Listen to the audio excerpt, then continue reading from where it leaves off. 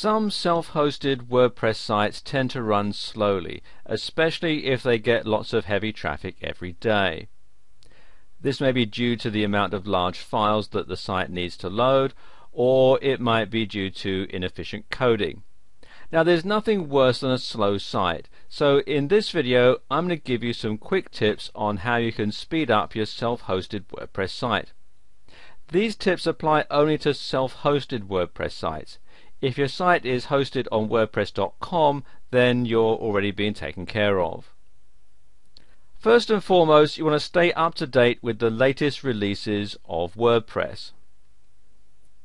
Staying up to date with the latest version of WordPress is crucial. In every update there are usually lots of performance enhancements, bug fixes, and so on. The same goes for WordPress plugins. Stay up to date with the latest versions, and it's important for the same reasons that you should keep up to date with your latest version of WordPress. WordPress plugin developers release new versions because they've modified the code in some way to make the plugin better, so keep up with the releases. You want to disable or delete unused plugins, and this is probably one of the biggest issues that causes WordPress sites to slow down. Depending on the plugin, they can have tons of scripts and code, so if you're not using a plugin, then disable it or maybe even delete it.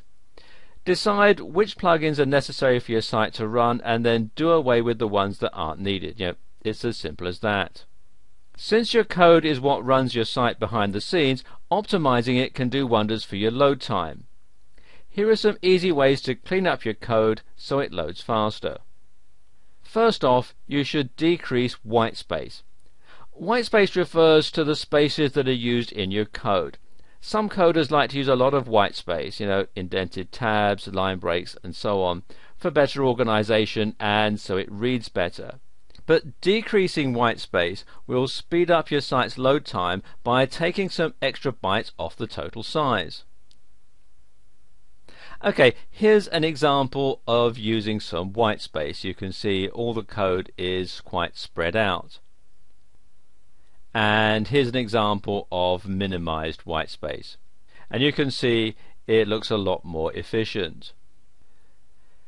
Instead of placing tons of code in your header PHP file, use external scripts. And this allows the browser to cache the script so it won't have to read it for every other page. And here's an example of using external scripts. Another thing that you should consider doing is using shorthand CSS. Using shorthand CSS is great for everyone.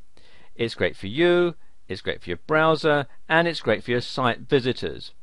It allows your CSS code to be more concise, and as I said, it loads a lot faster too. Let me give you an example. Here is an example of some regular CSS, and here's an example of using shorthand CSS. Okay, and the final thing that you should do is minimize PHP and database queries. And this is perhaps the most important thing of all.